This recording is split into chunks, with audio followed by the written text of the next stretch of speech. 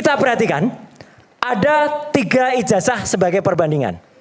Ijazah nomor 1115 milik Fronojiwo. Ijazah nomor 1116 milik almarhum Hari Mulyono. Oke. Ada ijazah milik 1117 milik Sri Murti Ningsih yang ada di tengah. Kenapa identik? Kita perhatikan. Huruf Z-nya masing-masing masuk pada bagian yang sama. Kemudian huruf A pada sarjana ini juga masuk dalam logonya. Logo UGM itu ya? Logo UGM. Ini masuk semua. Oke. Jadi 3 ijazah ini yang sudah diakui pemiliknya, jelas Pak Fronojiwo, itu dia membawa ijazahnya dan menunjukkan. Ijazah almarhum Hari Mulyono sudah wafat, ini ditunjukkan oleh Dekan Fakultas Kehutanan UGM tahun 2022 pada tayangan salah satu TV. Ya, clear betul. Ini ditunjukkan. Kemudian ijazah Sri Murti Ningsih ini ditunjukkan oleh yang bersangkutan pada saat ketemu dengan beberapa teman-temannya. Semua sama, posisinya semua sama. Z-nya sama, A-nya sama. Nah, sekarang ada ijazah yang kemarin ditayangkan oleh Bareskrim Polri, ya, oleh Dirtipidum pada layar lebar di belakang. Kenapa itu yang saya pilih? Ada orang yang mengatakan, Roy Suryo yang ditunjukkan ijazah yang fotokopi ijazah. Ya salahkan Mabes Polri. Ini sumbernya dari Mabes Polri yang atas pada saat konferensi pers tanggal 22 Mei. Lihat baik-baik huruf Z-nya. Apakah terdapat perbedaan huruf Z di atas dengan huruf Z di bawah? Kalau mata elang, mata percetakan, pasti langsung beda. Z-nya saja fontnya sedikit berbeda.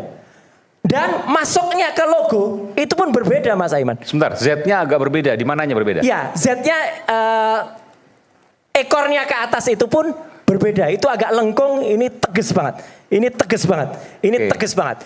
Itu agak melengkung. Kalau di foto lebih jelas ya, di sini mungkin nggak jelas. Paling jelas lagi adalah huruf A pada sarjana. Pada sarjana huruf A ini masuk pada logo. Huruf A ini masuk pada logo. Huruf A ini masuk pada logo. Huruf A pada logo, pada ijazah 1120 yang di situ tertulis Joko Widodo itu keluar dari logo. Huruf A-nya keluar itu. Jadi kalau ditunjuk ini beda. Dengan demikian ini bisa dipastikan 99,9% ijazah 1120 itu dicetak tidak pada waktu yang sama dengan 115, 116, 117. Artinya tidak dikeluarkan pada saat yang sama. Artinya 3 ijazah di bawah ini identik. Ijazah 1120 tidak identik. Fronojiwo huruf J-nya ini, nah ini cantik banget. Ini ada semi gotik gitu ya. Berbeda dengan yang ditulis untuk penulisan Joko Widodo. Padahal Fronojiwo, Hari Mulyono, kemudian Sri Murti Ningsih itu sama. Orang yang menuliskan tangannya sama. Ini kalau grafolog pasti bisa baca. Nah ini pun sama. Y-nya sama dengan J yang tadi. Tapi untuk penulisan ijazahnya Joko Widodo, J-nya beda. J-nya lebih lugas atau tidak lebih indah dari yang lain. Jadi kesimpulan saya begini, Mas Aiman. Nah ini dari Mabes Polri nih ya? Iya, ini yang dari Mabes Polri. J-nya lain, Mas Aiman. Ini bukan J gotik. Artinya orang yang menuliskan lain. Ini ditulis pada waktu yang berbeda dengan yang 3 tadi. Jadi 2 hal yang saya dapatkan dari Mas Roy Suryo. Ya. Mas Roy Suryo menduga bahwa plat filmnya ini beda, plat cetaknya beda. Dicetak pada hari yang beda. Dicetak pada waktu yang berbeda. Dan yang menuliskan itu juga orang yang berbeda. Dan cetakan yang berbeda itu tidak mungkin dalam satu angkatan yang sama. Tidak mungkin, tidak boleh. Uji keidentikan yang menggunakan teknik morfologi, ya. Teknik morfologi menggunakan bitwise. Kita akan menemukan persentase overlapping percentage berikut dengan yang seseorang bernama Fronojiwo. Jadi kita deteksi, ya. Oke, untuk ijazah nomor 1115 itu atas nama Fronojiwo dan 1120 atas nama Joko Widodo, ya. Terus huruf A, ya, di situ dikatakan telah lulus ujian sarjana. Nah, A yang paling terakhir, A yang kedua. Nah, itu posisinya relatif terhadap logo UGM, baik pada ijazah 1115 maupun 1120. Berikutnya untuk I, ya, lahir pada tanggal bla bla bla di, ini I-nya, ya. Terus yang ketiga huruf O juga kita deteksi, ya, nomor bla bla bla sekian, ya. Baik pada kedua ijazah ini, no, O-nya itu juga, ya. Overlappingnya terhadap logo UGM kita periksa persentasenya. Terus yang E, sehingga yang bersangkutan, BE, bersangkutan itu overlappingnya kita periksa pada kedua ijazah tersebut. Huruf besar ijazah A yang kedua itu, ya, kita periksa posisinya relatif terhadap logo, ya, dalam persentase. Pada kedua ijazah bernomor 1115 dan 1117. Jadi kalau menguji keidentikan memang harus seperti pakai teropong, ya, satu persatu. Kalau ada yang bergeser maka apalagi relatif terhadap logonya, ya, yang merupakan watermarks, ya. Biasanya watermarks ini adalah objek kunci dalam sebuah dokumen, ya.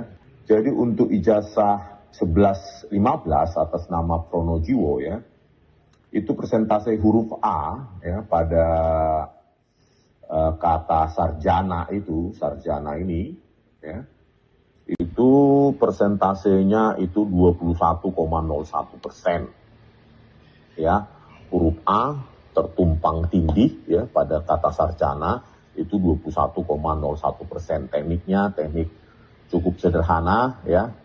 Nah, terus untuk huruf A yang sama, ya, pada kata sarjana, sarjana A yang terakhir itu pada ijazah nomor 1120 atas nama seseorang namanya Joko Widodo, ya, itu 13,54%. Jadi berbeda jauh, ya.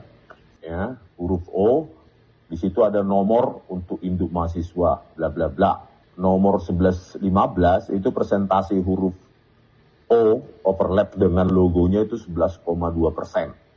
Untuk 1120 itu 14,93%, ya, huruf O.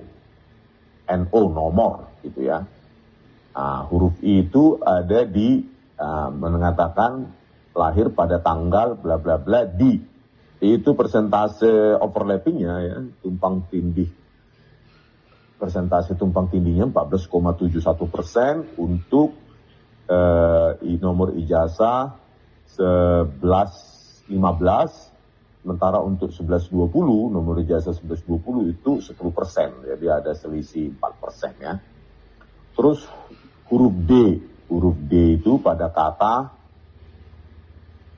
sarjana kehutanan dan segala, itu D-nya di situ, ya. Berapa persen overlapping percentage-nya?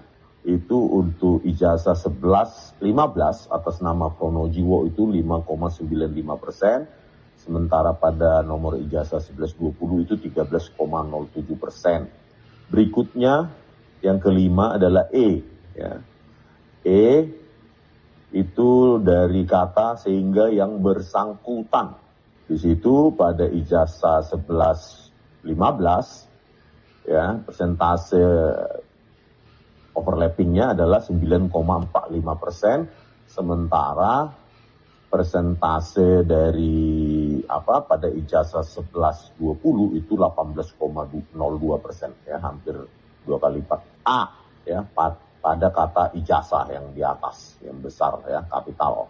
Overlappingnya, ya, bisa kita lihat, ya, huruf A itu, ya, pada 1115 atas nama Pronojiwo itu kakinya kena, ya, secara visual, tapi persentasenya 4,48%, sementara nomor ijazah 1120, ya, agak menyentuh sedikit itu, ya, 1% saja, ya. kebanyakan mereka menggunakan asumsi ya, jadi istilahnya cocokologi ya. Jadi mereka bukan forensik ya. Forensik dokumen itu nggak bisa menggunakan gambar-gambar yang ada di media sosial. Tidak, itu bukan bukti lah istilahnya. Jadi mereka sekarang mencari bukti apapun itu sudah terbantahkan sebenarnya. Kenapa tidak memiliki kualifikasi sebagai alat bukti gitu ya? Kenapa? Karena mereka punya aslinya gitu ya, nggak pernah nyentuh aslinya dan seterusnya. Dan ini sudah diverifikasi oleh Bareskrim melalui laboratorium forensik.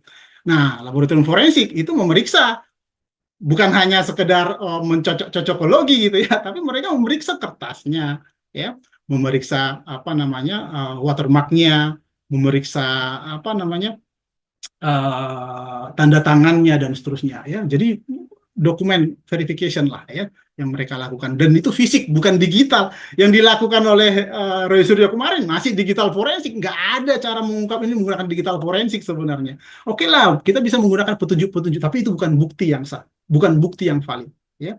Jadi itu nggak bisa dijadikan alat bukti, ya. Ada banyak ya yang bisa menyebabkan itu. Kenapa? Karena percetakan zaman dulu bukan seperti secanggih sekarang, gitu ya.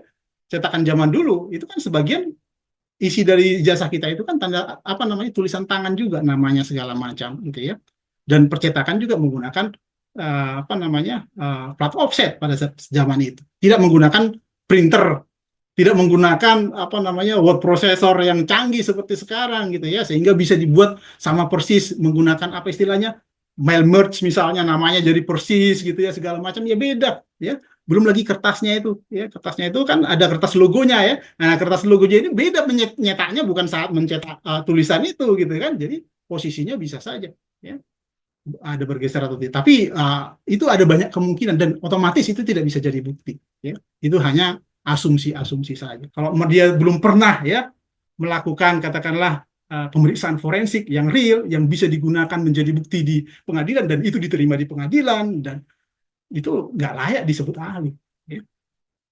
Saya merasa ada yang salah gitu ya. Yang salah artinya banyak orang memposisikan diri menjadi apa istilahnya ikut-ikutan gitu ya. Banyak orang yang nggak paham cerita yang sebenarnya. Meskipun lembaga yang berwenang sudah menyampaikan A, lembaga yang mengeluarkan sudah menyampaikan A dan seterusnya gitu ya, tetap aja digoreng terus gitu ya. Makanya kita akhirnya muncul ya.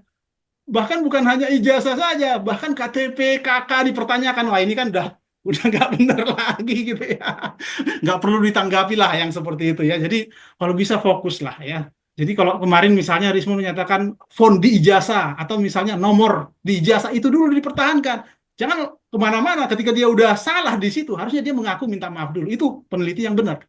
Ya. Anda kan katanya bertiga itu peneliti. Jadi di forum apa yang bisa Anda bicara, kemudian bisa dipertahankan? Nah, bukan di media sosial atau di media masyarakat gitu.